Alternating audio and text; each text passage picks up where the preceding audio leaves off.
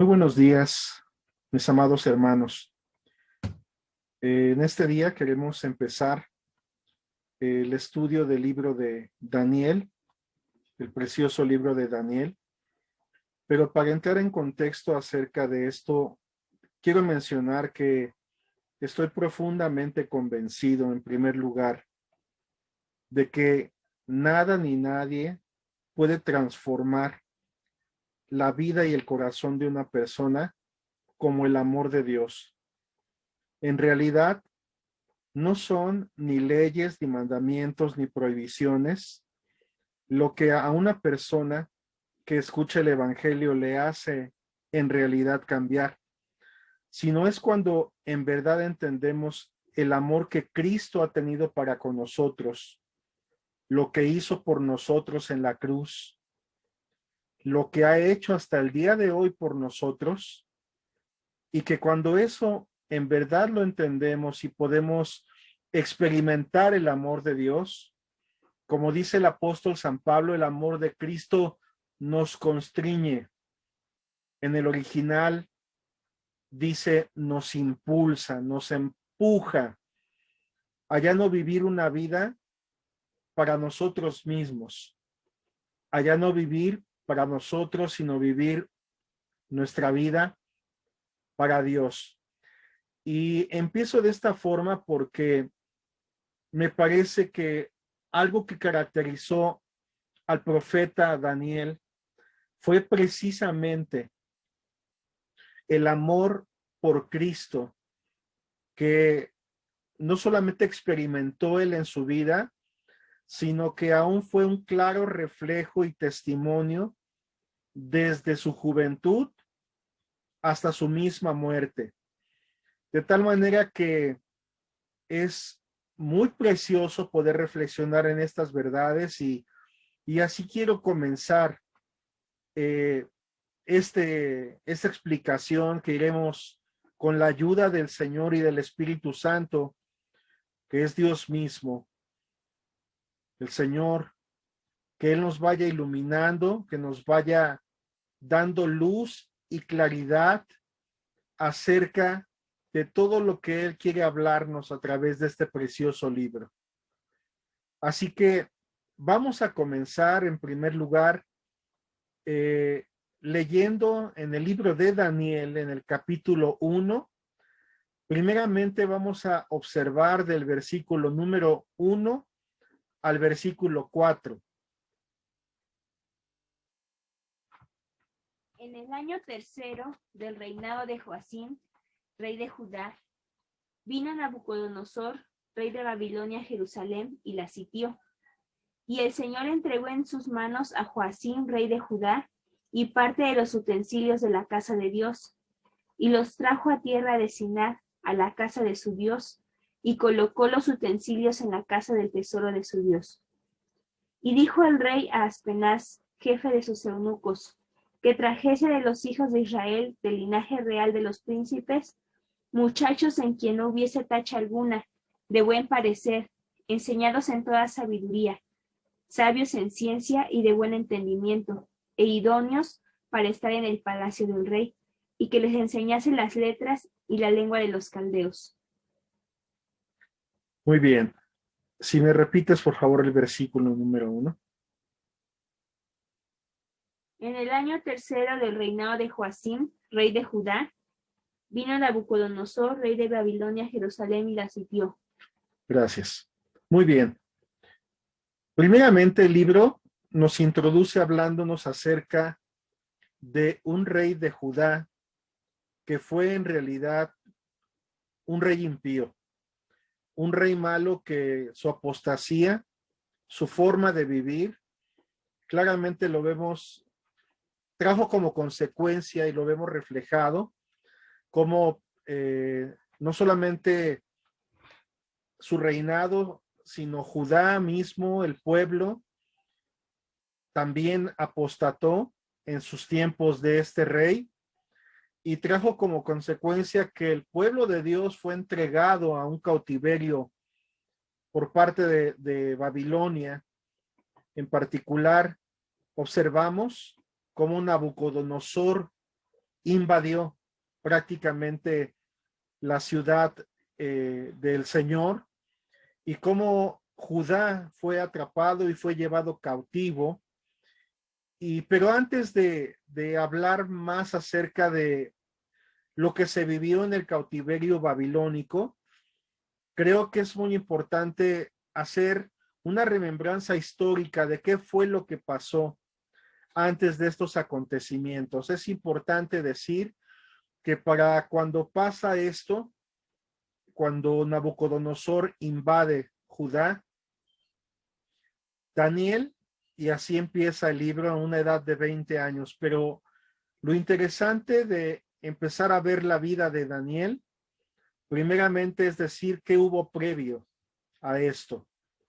Debemos de recordar que antes del reinado de este rey impío Joacim, la escritura nos deja ver claramente cómo a Daniel le tocó vivir los tiempos de Josías, un rey entre los reyes de Judá que hizo lo bueno delante de Dios.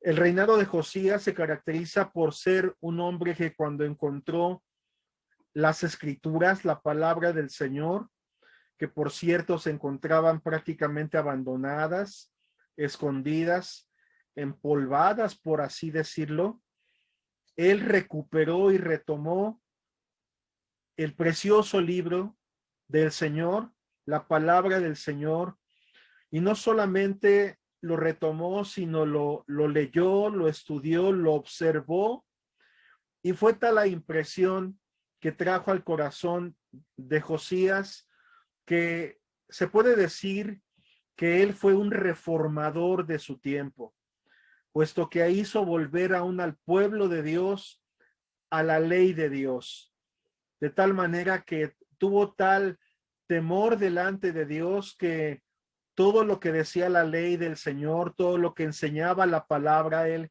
comenzó a ponerlo por obra, y no solamente eso, sino empezó a promoverlo dentro del pueblo de Dios, de tal manera que vino un avivamiento, un mover del Espíritu Santo en los días del rey Josías.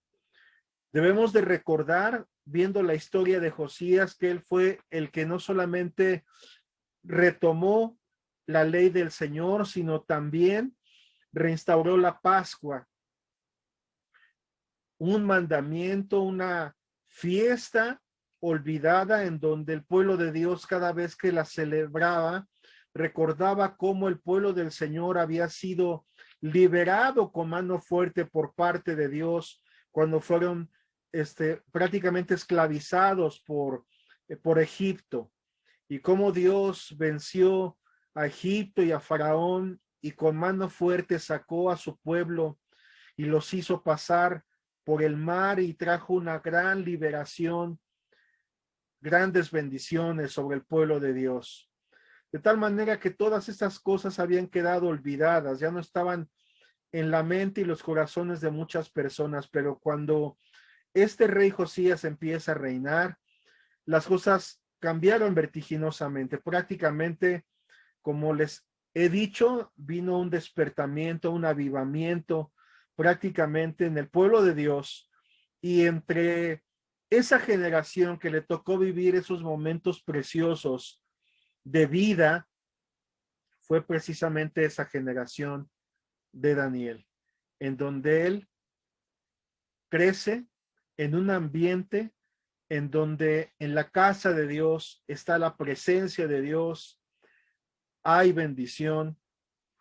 Le tocó la influencia de dos grandes profetas, Jeremías por un lado, Sofonías por otro, y no debemos también de quitar lo que, aunque la escritura no nos habla, por ejemplo, en su libro acerca de sus padres, puesto que ya cuando ellos son llevados cautivos,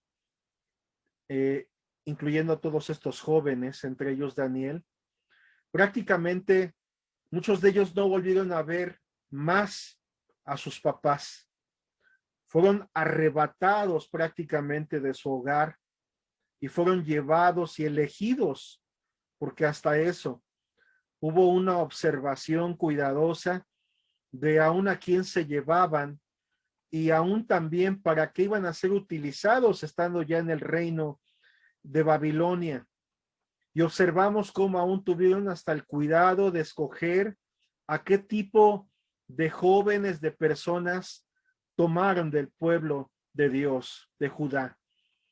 Miramos cómo entre ellos estaba Daniel, y no se nos dice mucho de sus padres, pero por la conducta y la vida de él, créeme lo que yo no dudaría que tuvo un hogar y una influencia piadosa, no solamente por lo que su presidente, su rey, o los profetas que enseñaban al pueblo en su crecimiento y en sus días, sino también por todo lo que fue sembrado y enseñado desde casa, porque estoy convencido que así como Dios ha prometido y prometió a Abraham bendecir a sus generaciones, y que en eso también incluye aún también a todo padre y toda madre de familia que levante una descendencia para Dios, que instruya aún a sus hijos, al niño desde pequeño en la palabra de Dios, en el conocimiento del Señor, pero no solamente por palabras, sino también con su ejemplo y con su vida, y que les enseñen a amar a Dios. Estoy convencido que es totalmente posible levantar una descendencia para Dios. Y tal como lo dijo Josué también en sus días, yo y mi casa serviremos a Jehová. Y podemos observar la influencia divina sobre esta vida, porque a partir de esto que hemos leído en el primer capítulo de Daniel, no se nos menciona más todo aquello que vivió en el pasado, sino ahora nos vamos a enfrentar a todo lo que esos jóvenes, entre ellos se han mencionado 4 nombres, que es el capítulo 1, a los que habla acerca de ellos, habla de Daniel, habla de Azarías, habla acerca de jóvenes que también estaban dentro de este pueblo de Dios y que fueron llevados cautivos a Babilonia. Leemos otra vez el versículo 2 al 4, por favor. Y el Señor entregó en sus manos a Joacim, rey de Judá, y parte de los utensilios de la casa de Dios, y los trajo a tierra de Sinar, a la casa de su Dios, y colocó los utensilios en la casa del tesoro de su Dios. Y dijo al rey a Aspenaz, jefe de sus eunucos, que trajese de los hijos de Israel, del linaje real de los príncipes, muchachos en quien no hubiese tacha alguna, de buen parecer, enseñados en toda sabiduría, sabios en ciencia y de buen entendimiento, e idóneos para estar en el palacio del rey, y que les enseñase las letras y la lengua de los caldeos. Ahora vamos a leer del versículo 5 y vamos a observar entre el versículo hasta el versículo 8 o 9, en donde vamos a observar quiénes eran esos jóvenes.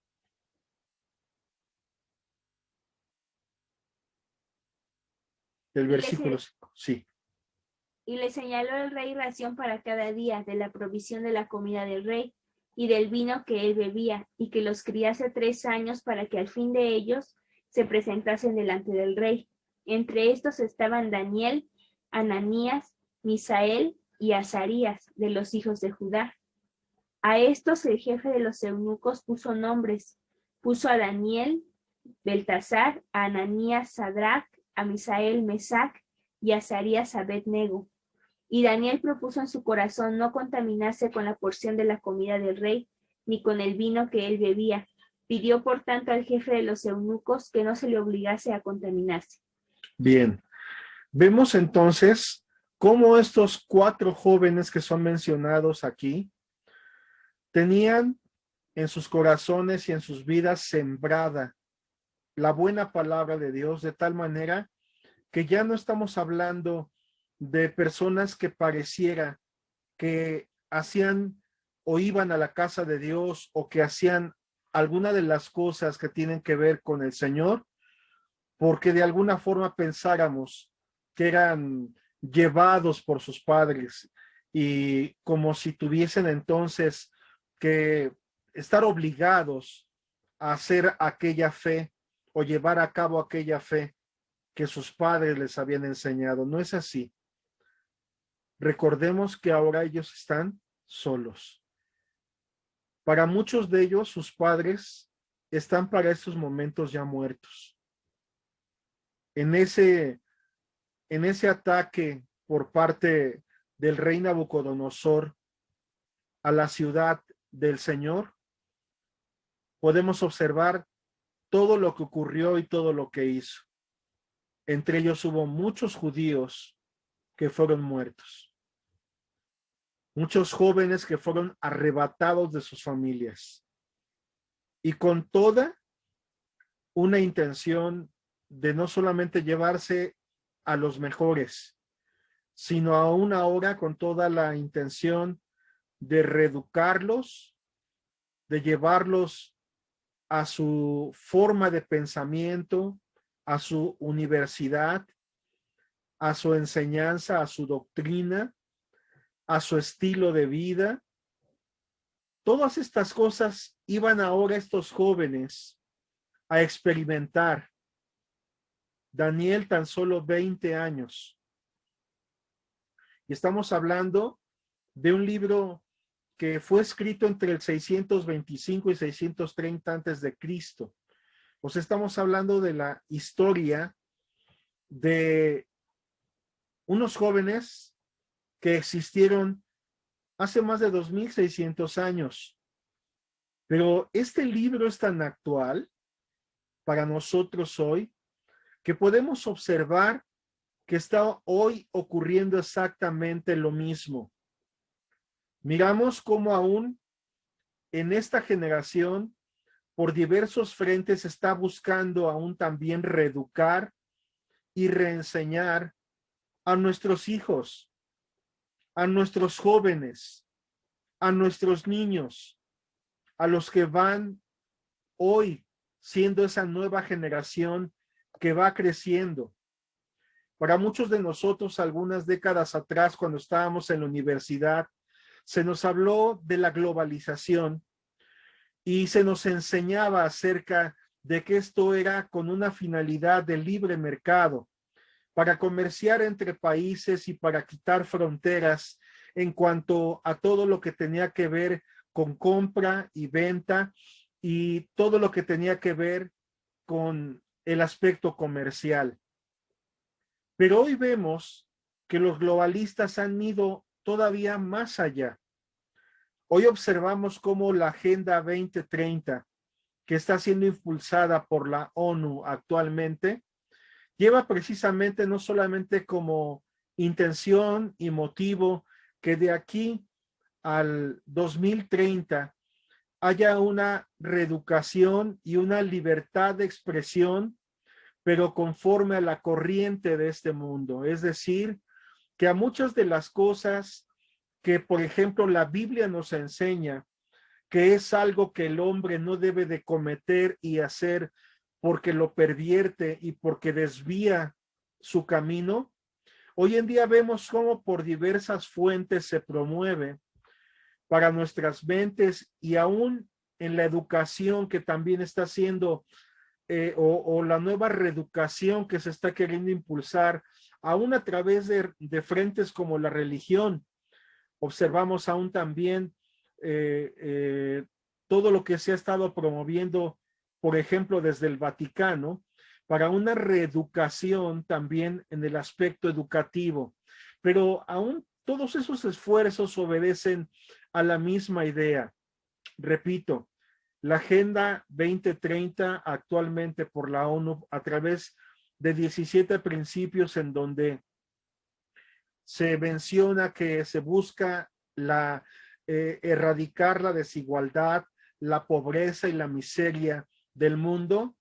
Y todo esto suena muy bien y suena excelente, pero en realidad todo esto aún a costas de volver a reeducar y de quitar y arrancar valores que hoy son considerados como algo que separa al mundo de otras personas y que no permite tener un libre pensamiento en donde cada persona en cierto sentido pueda hacer lo que le plazca o hacer con su vida lo que él quiera, y que por esto tenga que ser cada quien respetado y jamás decir que algo es algo malo, sino no mirar como absolutos en nada de los valores morales de las personas. Y ya hemos mencionado ejemplos en otras ocasiones, hoy no voy a redundar en esto, pero solamente lo retomo para decir que lo que estamos viviendo ahora no es nuevo, ya de alguna forma han habido ensayos, y el libro de Daniel es un libro no solamente histórico, no solamente es un libro que nos habla del relato de lo que el pueblo de Dios en tiempos angustiosos y en muchos sentidos por haber caído después de la muerte de Josías y haber tenido un periodo transitorio de otro rey, pero que realmente el que vino a ser sucesor del reinado, del buen reinado de Josías, fue precisamente Joacim, un rey impío, que pronto, que rápido vino a derribar y a tumbar lo que tanto trabajo costó construir en los tiempos del rey anterior. Y es que es así. Lamentablemente, poder construir verdaderos valores eternos, poder construir realmente un edificio fundamentado en lo bueno, en verdad que es todo un trabajo que cuesta gran trabajo y que solamente con la ayuda de Dios y la gracia de Dios se logra.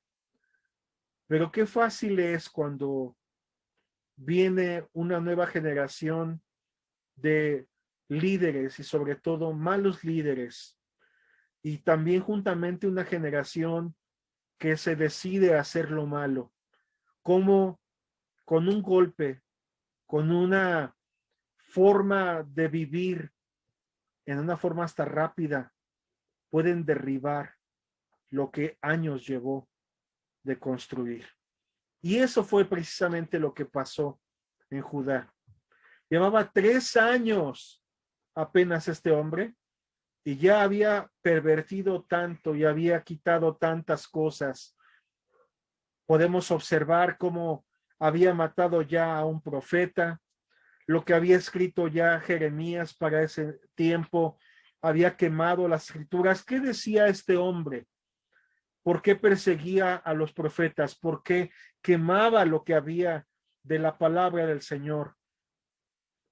Era un hombre y una generación que decía: no me aten, vamos a otro lado con sus leyes. Fuera, Dios de mi vida. No quiero mandamientos, no quiero lineamientos, no quiero que me marquen lo que tengo que hacer. En el 3er año de Joacim. Es Dios mismo, dice el verso 2, el que le terminó entregando prácticamente la ciudad a Nabucodonosor. Es impresionante. Pero a veces nosotros los cristianos, aún en tiempos difíciles como los que nos ha tocado vivir, podemos a veces sentir o pensar que entonces si es Dios el que está en control, si es Dios el que está arriba de todas las cosas, ¿por qué está pasando todo esto? Pero debemos nosotros de comprender y entender que a pesar de lo que está ocurriendo y lo que está pasando, nada se ha escapado de la buena mano de Dios. Creo yo que aún en este libro podremos mirar cómo el libro, algo que nos arroja y nos deja mirar, es que a pesar de toda esta cantidad de imperios malvados, malos líderes, idólatras. Estamos hablando de que fueron llevados a un lugar donde el satanismo, la brujería, estaba prácticamente en su apogeo, en su auge. Aún el mismo libro de Nabucodonosor, el nombre de Nabucodonosor es, su significado es un significado oscuro. Significa que Nabú o Nebo protege mi corona. Nabú o Nebo es una potestad demoníaca que era prácticamente adorada por los babilonios como una divinidad. Era una divinidad pagana babilónica, pero que lo que realmente había detrás de todo eso era una potestad satánica que realmente no es solamente los pensamientos o la forma de gobernar de un hombre. No es un líder que parezca ser alguien que se le ocurrían grandes cosas y tuvo aún la capacidad de invadir a muchos reinos y a muchos pueblos, sino había una inteligencia sobre él. Y lo vemos en su práctica. Vemos cómo aún entre su consejería, como acostumbraban esos reyes impíos, eran aconsejados y dirigidos prácticamente por magos y astrólogos, por adivinos, por hechiceros, por gente que a través de la adivinación o de la consulta aún a sus dioses, que en realidad eran demonios, era como se dirigían y tomaban decisiones. Esto no es cosa extraña, por eso Pablo nos dice en el libro de Efesios, la lucha que nosotros los cristianos tenemos no es contra sangre ni carne, sino son contra principados, contra potestades, contra gobernadores de las tinieblas de este siglo, contra principados, contra gobiernos de oscuridad. Entonces observamos que en realidad, más que lo que vemos en lo visible, ya en lo invisible, definitivamente hay muchas cosas que se han movido ya previamente, que han ocurrido, que han pasado y solamente tienen una consecuencia natural en el mundo visible para nosotros. Es por eso que aún nosotros los cristianos no podemos depender ni de nuestra fuerza ni de nuestra inteligencia, sino que definitivamente solamente por el precioso Espíritu de Dios es que podemos vencer, porque no es con espada, no es con ejército, sino es con su Santo Espíritu. Y de ahí de la importancia de depender de él. ¿Qué miraremos en este libro en la vida de Daniel? No solamente fue él y sus 3 amigos, fueron bien educados y instruidos y que vivieron una vida en donde aprendieron ellos a amar voluntariamente, no a la fuerza, no a regañadientes, sino realmente en una forma personal a Dios, que estos jóvenes pudieron dar un gran ejemplo y es un libro muy interesante porque nos deja mirar lo que puede provocar luces en individuos que aunque sean pocos, cómo pueden alumbrar en medio de la oscuridad, en medio de todo un imperio lleno de satanismo, de brujería, de oposición, y cómo cuando está Dios contigo, sabes, nadie contra ti. Cuando está Dios con tu vida, un joven de 20 años, desde los inicios de este libro miraremos cosas grandes y preciosas. Y ahora vamos a leer del versículo, estábamos en el versículo 8, 9, hasta finalizar el primer capítulo de Daniel. Y Daniel propuso en su corazón no contaminarse con la porción de la comida del rey, ni con el vino que él bebía. Pidió por tanto al jefe de los eunucos que no se le obligase a contaminarse. Y puso Dios a Daniel en gracia y en buena voluntad con el jefe de los eunucos. Y dijo el jefe de los eunucos a Daniel: temo a mi señor el rey, que señaló vuestra comida y vuestra bebida, pues luego que él vea vuestros rostros más pálidos que los de los muchachos que son semejantes a vosotros, condenaréis para con el rey mi cabeza. Entonces dijo Daniel a Melzar, que estaba puesto por el jefe de los eunucos sobre Daniel, Ananías, Misael y Azarías: te ruego que hagas la prueba con tus siervos por 10 días, y nos den legumbres a comer y agua a beber. Compara luego nuestros rostros con los rostros de los muchachos que comen de la ración de la comida del rey, y haz después con tus siervos según veas. Consistió pues con ellos en esto, y probó con ellos 10 días. Y al cabo de los 10 días pareció el rostro de ellos mejor y más robusto que el de los otros muchachos, que comían de la porción de la comida del rey. Así pues, Melzar se llevaba la porción de la comida de ellos y el vino que habían de beber, y les daba legumbres.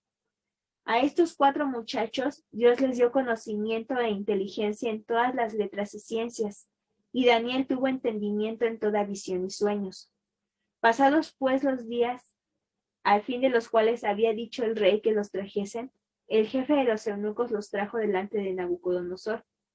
Y el rey habló con ellos, y no fueron hallados entre todos ellos otros como Daniel, Ananías, Misael y Azarías. Así pues estuvieron delante del rey. En todo asunto de sabiduría e inteligencia que el rey les consultó, los halló 10 veces mejores que todos los magos y astrólogos que había en todo su reino. Y continuó Daniel hasta el año 1 del rey Ciro. Vemos cómo Daniel propuso en su corazón no contaminarse. Es decir, estaba ya en el corazón de Daniel la firme decisión de honrar a Dios. Para cuando lleguemos, observemos el final de este libro. Han pasado ya los 70 años que por el profeta Jeremías había sido dicho que duraría este imperio babilónico. Es decir, prácticamente el libro termina y Daniel ya es un anciano de 90 años. Pero empezó a los 20. Y empezó además, vemos una vida consagrada, entregada. Una vida ejemplar, movida e impulsada por un verdadero amor a Dios. Un amor a Dios no aprendido en la cabeza. Un amor a Dios no obedecido a regañadientes por llevar a cabo la fe de sus padres. Una fe en Dios y un amor a Dios puro y sincero viene a mi memoria como ese tipo de individuo que vio Pablo en Timoteo, en el cual vio una fe no fingida, sino sincera, fogosa, enamorada de Cristo, tal como había sido la fe de su madre y de su abuela. Observamos entonces lo que Dios puede hacer en la vida de un joven cristiano, de un joven creyente y que ama a Dios de todo corazón. Todo el bien que un hogar piadoso puede provocar cuando educa a sus hijos en el amor y en el temor a Dios. Podemos observar y mirar vidas que aparentemente la vida de los demás jóvenes parecía con más libertades, que podían disfrutar de los manjares del rey, de todo lo que les servían a la mesa dada por el reino, de todos los deleites que ofrece Babilonia, que es figura y tipo del mundo, de todo lo que pone en la mano, en donde muchos vemos hoy en día que hoy muchas personas piensan que ser un cristiano desde que eres joven es algo aburrido y monótono porque tienen la idea de que es algo por la fuerza. Cuando eso es así, tienes razón. serás la persona más frustrada. Pero cuando tú tienes una verdadera experiencia con Dios, aunque seas un jovencito y una jovencita, ¿sabes? Tu vida puede parecer que tiene en muchas cosas límites, restricciones en muchas cosas que no hacen los demás como tú de tu edad. Pero vemos cómo Dios honra a los que le honran. Y además aquí recordemos otra vez que ya no están sus padres, están ellos solos. Y ellos por sí mismos proponen en su corazón no contaminarse, sino honrar a Dios con sus vidas. Y lo vemos aún en el ejemplo que aunque está hablando de la comida y el vino que el rey había puesto para que todos estos jóvenes también pudiesen gozar y pudiesen alcanzar, recordemos también que esto es también una figura de esa libertad también que el mundo te ofrece y de todas las cosas que puedes hacer en una aparente libertad en donde no hay fronteras y no tienes límites.